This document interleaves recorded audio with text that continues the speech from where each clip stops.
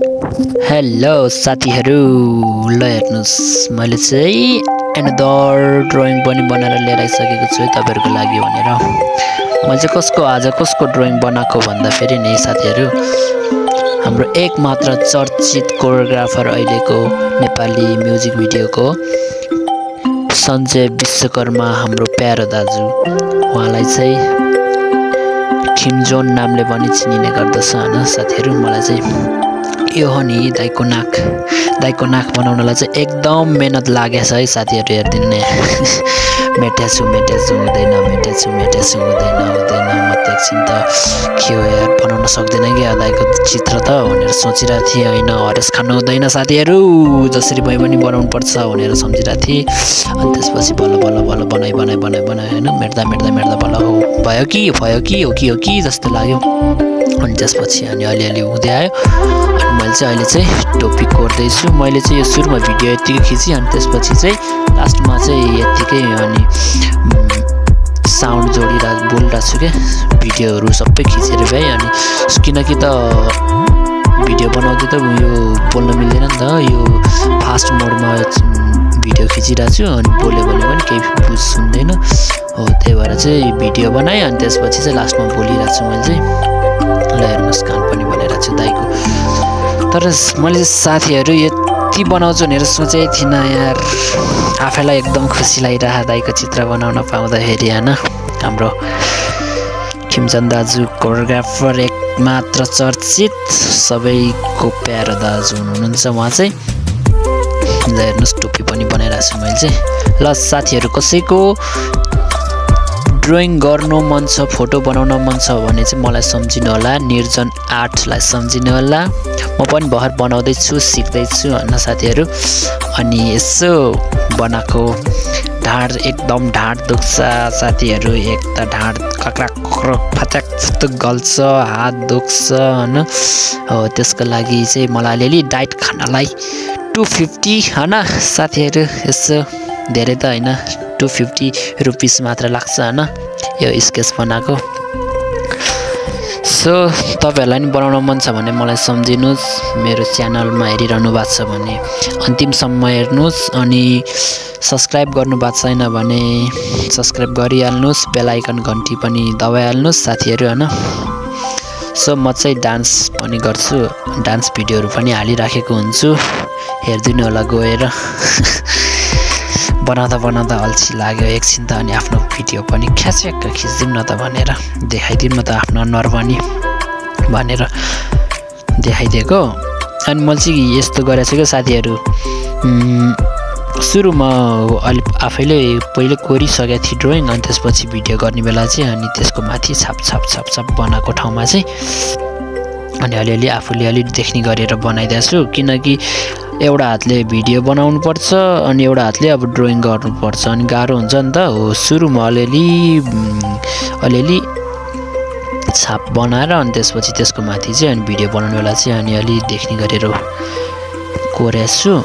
कस्तो भएको छ हेरिदिनुहोस्। यो चाहिँ दाइको चेन बनाइरहेको छु मैले, काटीको चेन हैन।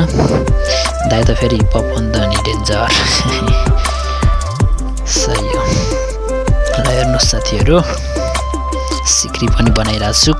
अनि यो कोठा चाहिँ किन बनाएको होला भनेर सोच्नु भयो होला। यो कोठा बनाउँदाको फाइदा भनेको चाहिँ हामीलाई ड्राइङ गर्ने मान्छेहरूलाई, हामी जस्तो मान्छेहरूलाई एकदम सजिलो हुन्छ क्या ड्राइङ गर्दाखेरि। अड्कल्न सजिलो हुन्छ, यति ठाउँमा यो पार्ट, यति ठाउँमा यो पार्ट भनेर हो। त्यही भएर चाहिँ हामीले कोठा बनाउँछौँ अनि त्यसपछि ड्राइङ गर्छौँ।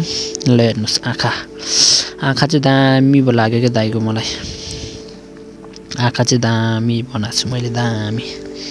हेर्नुहोस् त साथीहरू, हेर्नुहोस् है दाइको त्यहाँ आँखी भुइँ बनाउँदैछु। त्यहाँ अर्को मोबाइल, त्यसपछि अर्को मोबाइल अन पाएपछि चाहिँ बल्ल अलिकति सजिलो भयो साथीहरू भिडियो बनाउनु पनि। त्योभन्दा अगाडि त नत्र मैले यही मोबाइलबाट हेर्ने, फेरि भिडियो खिच्ने, फेरि यो थोरै बनाउने गर्दाखेरि त एकदम टाइम लाग्यो कि, नत्र त अनि पहिले चाँडै नै भ्याइन्थ्यो होला। त्यही भएर नि हो साथीहरू, हेरिरहनु भएको छ भने लाइक हान्न नबिर्सिनु होला, कमेन्ट हान्न नबिर्सिनु होला। अब बिस्तारै बिस्तारै कम्प्लिट हुँदै जान्छ। अब चाहिँ मैले चाहिँ अब अलिअलि छाप छोडेको ठाउँमा चाहिँ अलिअलि गाडा अलि देख्ने ठाउँहरू देख्ने गरेर गरिरहेको छु। ल हेर्नुहोस् त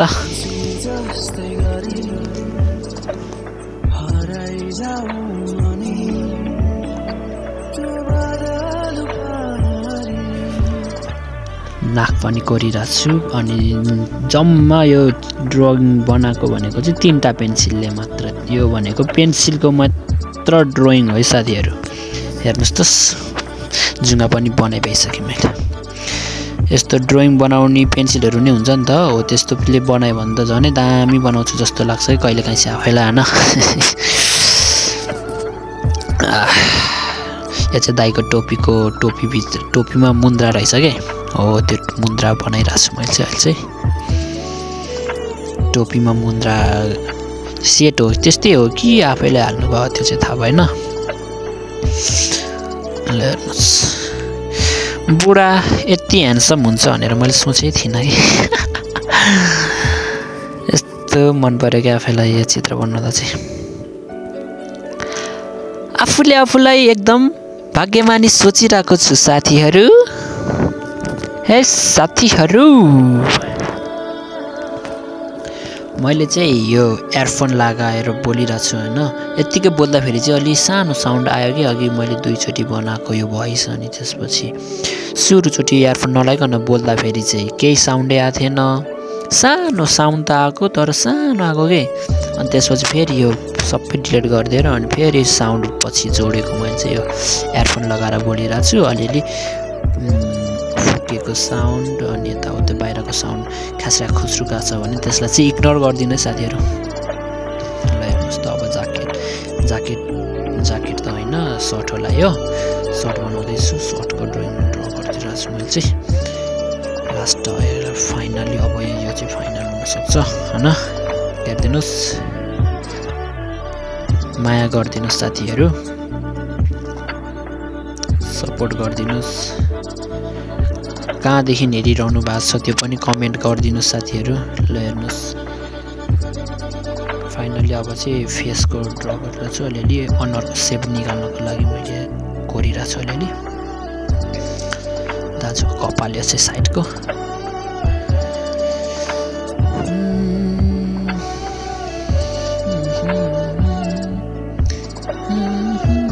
घाँटीमा चाहिँ किम जोन छ क्या दाजुको ट्याटु दामी। किम जोन यो चाहिँ म दाजुलाई अब प्याक गरेर पठाइदिन्छु है दाजु हेरिरहनु भएको छ भने। म चाहिँ तपाईँलाई प्याक गरेर पठाइदिन्छु। अनि त्यसपछि फ्रेममा सजाएर राख्नुहोस् है दाजु मेरो मायाको चिन्ह भनेर। भाइको सानो प्रस्तुति है यो चाहिँ हजुरहरूको माझमा। यो चाहिँ दाजुको सर्ट डोरे सर्ट रहेछ होइन।